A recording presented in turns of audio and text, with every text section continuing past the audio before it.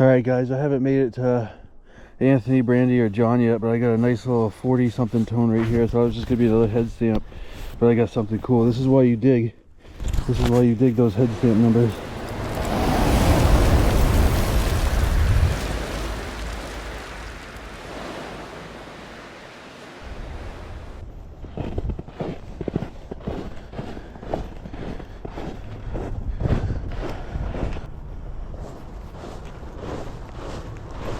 Okay, this is the reason I chose to hike out here this time of year. This river would normally not be frozen, obviously, so right now is the only time I can get to this spot of interest. Pretty solid.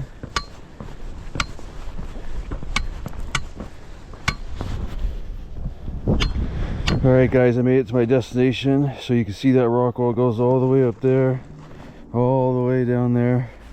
And the LiDAR image, here I'll show you guys. So the LiDAR image shows a set of 3 rectangular rock walls, which I'm right in the middle of now. This one is a cellar hole, and then there's 5 weird indications of the ground up there. So I'm going to swing around in these rectangles. I mean, you can see by these rock walls, somebody spent a lot of time here back in the 1800s building these things. I'm sure there's gonna be tons of ox shoes and horseshoes, but not what I'm looking for. So we'll see if we can turn this camera on with some good finds. All right, stay tuned. All right, first target, nothing special, just the old shotgun Willie, shotgun head stamp. All right guys, finally found something worth talking about. I say finally, I haven't been here very long. I'm still as you can see, the rock wall still in this area, this first little rectangle. And again, you could tell by all the rocks that somebody spent a lot of time here. That upper wall up there is super thick. Some stones in it that weigh like 3 times my weight, so they'd have to have some serious oxens and horses, draft horses, to build that wall. But anyway, figured it was a great place to look, and I was right. In that hole right there, I got myself a beautiful piece of lead pewter. I swear I've already found the same one before too, but that is a gorgeous bottle rosette. Sorry about my jacket. I'm trying to keep the camera warm because it keeps shutting off. I'll clean it up and we'll get back to you and show you what it looks like. All right guys, yeah, this thing is beautiful. I know the GoPro's not the best, but it has beautiful little flowers around the outside. I can even see there's still some nice silver wash on it. It's pretty dirty right now, but I'm just gonna leave it like this. I do carry a special case with me for finds like this, things that are super fragile. Like shoe buckles and stuff like that, and this is going to go right in the bag so it doesn't get broken in my pouch. I have broken some relics over the years, just having them in my pouch, so that one's going to go right in there where it's safe. And yeah, we'll clean that up later at home and take a better look at it. Beautiful, just what I'm looking for, that old fancy stuff. Maybe some coins are out here too, we'll see. All right, so one thing I want to show you guys, you see all these deer tracks, and I mean they are everywhere in this one section. This, like right here, is like a deer highway, we call it. One thing you guys don't know about me and Mason, before we metal detected, we used to go out this time of year looking for our deer shed antlers. Now we just do it while we're detecting, but you look for areas like this, like you can see right there where the snow's melting in a big circle, and there's some deer urine right there. There's another one up here. These are right there's another one, and they're all over the place. You see all the snow was kicked up and the leaves pot around, probably looking for acorns. But this is a deer yard. This is where they all bed down for the night. So these are great areas, and there's beds everywhere. There's another one right there, another one way over there. But these are the areas you want to look for deer shed antlers, and this is the time of year they drop them, late January, February.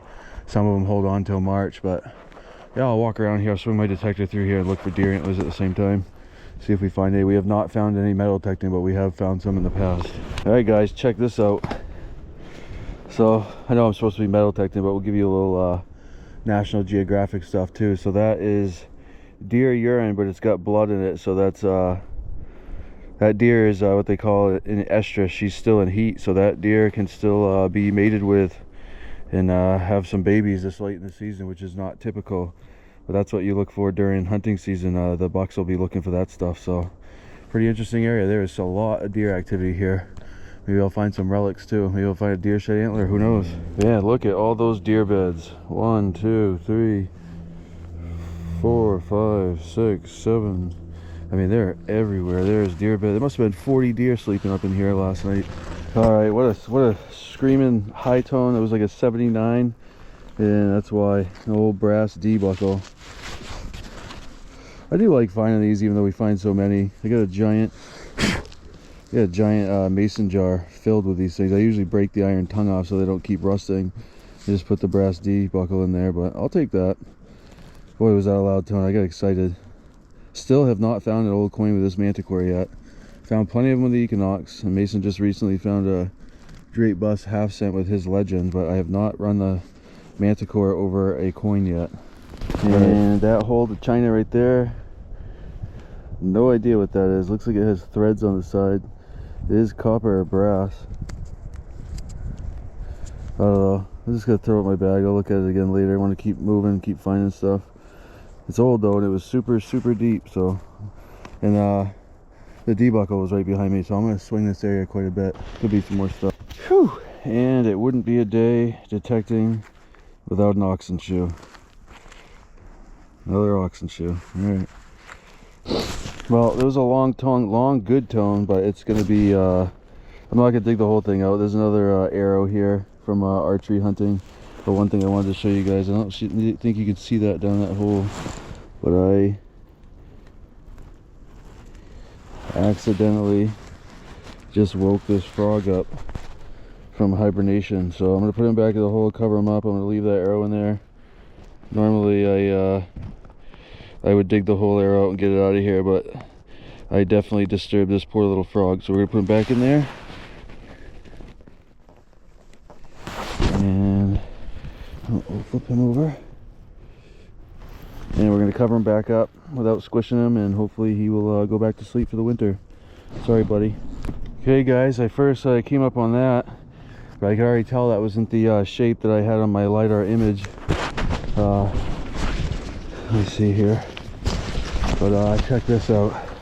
So I kept going further. Right behind it is the that's this, hard to see, but there's a little square there, and there is some other things beyond here that I'll go take a look at too. But my theory paid off. This is a very remote cellar hole. There is a chair, and there's a tote down in the cellar hole. I'm thinking that's just somebody's place they hang out to hunt deer. I don't know why there's a tote down in there, but I'll go. Oh, it's not a tote, it's just a bucket. It's empty. You can see on the back wall there, there's bricks. The chimney was built into the cellar hole wall. But yeah, there is a chair over there. I'm guessing like it's somebody's seat for deer hunting. But there are tones everywhere around here, so I'm gonna try and pick out a high tone and dig it, and make a determination if this place has ever been hit before. I don't see anything that would lead me to believe that it has been, but there is snow everywhere, so it's hard to see if there's iron junk on top of the rocks. But there's tones everywhere, so I'm sure there's gonna be some good stuff mixed in. All right, so there's the chair, and it does have a big old piece of iron junk sitting in the seat. I don't know if somebody metal detected that, or they just pulled the seat out. The seat looks like it was in the ground for a while. Somebody set up the chair and put that iron thing in the seat. There's another iron thing here on the ground next to it. I don't know, there's tones everywhere, so even if it has been hit, there's still targets all over the place. So I am going to hike over to those other indications though before I start swinging around too much here, just to, number one, to get away from this trashy cellar hole and see if there's any good tones out in the woods, but also I don't have a lot of time today. I want to identify what those other structures are before I hike out of here too. But this will be a good spot to bring some friends back to and hit this place. Okay, this is one of those other depressions. It looks like a big dugout hole from an excavator, and there is tons of iron in the hole around it, indicating there may have been a structure here. But what led me over here to find this hole was that. How weird is that? There's an old table sitting here, and then my metal detector went over that, which is a tent. So I don't know if this is was going to be or was a homeless encampment. If it is, I mean, they did a good job cleaning up after themselves. They just left this little table here. How creepy is that? Come up on that in the woods. Weird. Table and a tent. All right, out of that hole right there, just dug myself an old clock. It's almost all there. You can see the action plate, the coiled up spring.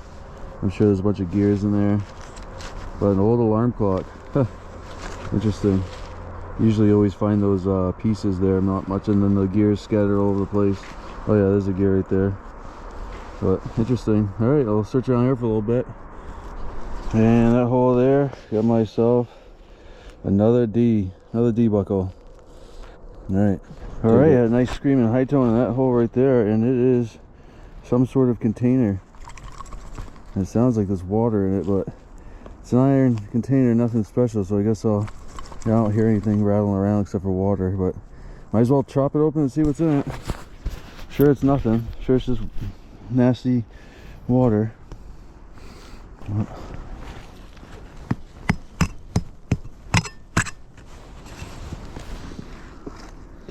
And I was right.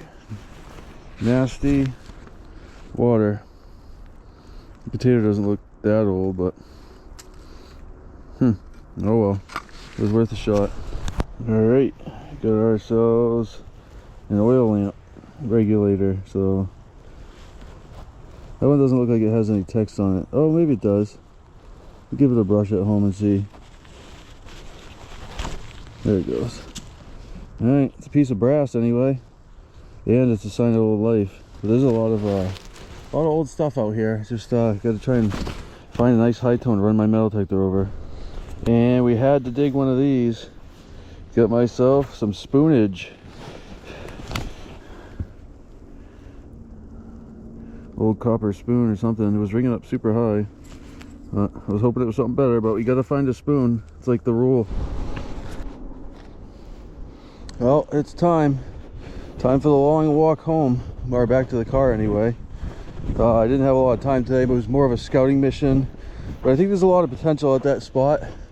There are just acres and acres of woods to explore around that cellar hole, and there's all kinds of weird rock walls and little rectangles. I don't know if they were separate gardens. All right, guys, welcome back to Mason Merck Metal Detecting. Today I am running extremely late. Kids had a 2-hour delay from school. I was supposed to meet Anthony and Brandi from Diggin with the Dubes on YouTube, and Cousin Jon. Behind that giant snowbank there is some power lines. I'm going to follow them out to a cellar hole I briefly visited last week. The mission last week was just to locate it, and there's a lot of potential there. Dug a couple brass D buckles and a nice beautiful bridle rosette, but I was only swinging for about an hour. Again, my goal was to locate it last week and see if it was going to be a good spot to bring some friends, and I think it's going to be a great spot. These guys have been out here for a couple hours already. I sent them the coordinates to where it was so they could find it while I had to wait for the 2-hour delay for the kids to get to school. So I'm finally here, and I'm going to hike out there and join those guys. Hopefully they got pockets full of treasure already. We'll see. All right, guys, I haven't made it to Anthony, Brandi, or John yet, but I got a nice little 40 something tone right here, so I was just going to be another head stamp, but I got something cool. This is why you dig. This is why you dig those head stamp numbers. Oh, it's got some gold gilt on it. Some sort of, I think it's a brooch. Oh yeah, beautiful. Nice. I'll have to put that in my other case so it doesn't get broken more. I'll fish around in the hole, see if there's anything else. Maybe some more pieces of it. Awesome. Nice relic. First thing. I got 2 head stamps and then this. Nice. I will take it. Alright guys, time out. Hold the phone. Sorry to interrupt the video, but I could not wait to show you guys that object. So that day when I dug that out of the mud underneath the snow, it came out black, and I knew it was something cool. I knew it was like some sort of brooch or buckle, and I did see a little bit of gold gilt, but I had no idea how that thing was going to end up looking when I cleaned it up. So check this out. And I didn't know till I got home and started cleaning it gently with some lemon juice, and once that deep rich yellow color started showing through, boy, I almost fainted. But now that you can see it, and it took me a while once I cleaned it up, I had to put it under the microscope. I mean, but that, wait till you see that rich yellow color. I thought I might have had some really old gold there, but it is still really cool. But turns out it's a extra thick gold plated brooch. It did have a pin here on the back, but yeah, almost thought I had a nice piece of old gold there. But anyway, all right, we won't take any more of your time. Get back to the show. All right, we finally caught up with Cousin Jon. He's got something in the box already. Let's see what he's... Ooh, that's a nice one. That's like a knee buckle. That's cool. Wow. Beautiful. Nice find. Couple buckles already. Any buttons yet? I haven't cut the button. No? You got a wheat penny, you said? A wheatie. You got a year on it yet? I did not. No? All right, I'll take a wheat. Hey, there he is. Anthony, the legend. How we doing? Good. Wow, check this out. Anthony got himself a heel plate. So me and Mason have the heart and the octagon. I've not even seen the heart. My bucket lister is the shamrock, the clover. Look at that beauty. Only a piece of it, but it's still a beautiful relic. Awesome. You know the story behind these? I know the heart one. Well, all of them are supposed to be ladies of the night. So they would walk and they would leave an imprint, and men could follow the imprints in the mud or the snow to go hit the women up for their services. Giggity, giggity. All right, nice. Good find, man. Congratulations. All right, folks. Again, sorry to interrupt the show, but I did want to take a second to show you guys the two lady of the night heel plates that myself and Mason also found. Again, these were never in an episode because we weren't filming when we found them. Here's the first one we found. I found that. It's an octagon shape. And here is the beautiful heart one that Mason found. And so all these heel plates, but particularly this heart one, have a story that goes along with them. So they're commonly referred to as Lady of the Night Civil War era heel plates. And that's Civil War era, not Civil War. So they are not military issue. Some say that they were worn by ladies of the night to signal potential clients by leaving their calling card in the dirt or the snow. So again, these little prints would be in the snow so somebody could follow them to the lady's tent or her building or room or wherever she was to pertain her services, you know, if they potentially wanted to get their taxes done or a haircut or something like that. But again, so they've also commonly been found in Civil War encampments, which is why they're referred to as Civil War era. But also they believe that the ladies of the night would follow the Civil War encampments around to take care of the soldiers and earn some money. So I'll leave that up to you guys. Were they a form of fashion, or did they serve a more colorful purpose? We may never know. But we may never know the real truth, and we'll leave that up to you for your own interpretation, and we'll get you guys back to the show. Yeah. All right, we caught up with Brandi. She got hers. Everybody's on the board with something cool already. It looks like almost, wow. Yeah, I don't know. Definitely lead pewter. It has that buckle-ish look. Cool. Nice. And the weedy. Any year on it? No? You know that's a wheat? Not yet. Not yet. No. And a wheat penny. I'll take a sweet wheat any day. Yep, it's nice. better than just a plain old stinking Lincoln. Yeah, congratulations. Oh, and then I did find this cool. I stuck it in a different pocket. Oh, nice. A pocket knife. I got a piece of one the other day. Nice. Wow, the wood's intact. Yeah, Blade. I was shocked. And the blade moves, but this part's starting to come off. Oh, but I'm yeah. like, that's okay. We'll be careful with it. Nice. Oh, I the think there little decal used fell to be. off. Yeah. That's too bad, but that's cool. Nice. Awesome. Yeah. All right. Okay, John was holding out on us. He's got a few more relics. He got a big old brass reed plate from a harmonica, a spoon bowl, a beautiful garter clip. Nice. I like finding those. Cool. What's this thing? Anything or just junk? I don't know. I think it's... Oh yeah, it would have been like some sort of buckle-ish thing. Interesting. Cool. All right, John was just emptying his pouch, showing me all the relics he got. He got himself a little Mickey Mouse padlock too. That's pretty cool. It's just a piece of it, but that's a cool old relic. Too bad it wasn't brass. Nice. All right, just got myself. I heard Brandi all excited over there. She just found herself a fully intact harmonica reed plate, and it looks like I just did the same thing. So these big old pieces of brass out here, good sign that maybe nobody's ever detected this area. I love finding these things. And John has a full one, Brandi's got a full one. I think John has another piece of a not full one, but so these people obviously they were musically gifted, love playing their harmonicas. Awesome. All right, I'm chasing a shotgun all the way to China down there in that hole, and John walked over. He found something cool. I don't know if the light can pick that up. There it goes. This beautiful fancy thing. Nice design on it. It's got like a, well, something that reminds me of like a hairpin type thing, but really fancy. I don't know. That's beautiful. Nice find, dude. Look at all that detail. Wow. Congratulations. Thanks. Nice. And it wouldn't be a day digging without one of these. The old ox shoe. Yeah, must have 200 of these things now. Alright, we'll take it. Alright, as far as the metal detecting world goes, this is a super ultra rare find. I have the rare and elusive fork. Now, people at Metal Tech know you. Oh, dude, did I break it? I think I did. There should be more in the hole. But yeah, you don't usually find forks. Usually there's plenty of spoonage, but the forks are rare. I will take it. Well, I did it. I broke the fork. Broke the forkage. Alright, sometimes I don't think this isn't like silver or anything, so sometimes the handles would have monograms on them and stuff, but alright, there's the other piece. I think there's one more piece. The middle of the fork's gone, but there's another piece of it. Well, that hole there, it's too bad it's all smashed up, but it would have been like a, I don't know if it's a drawer pull.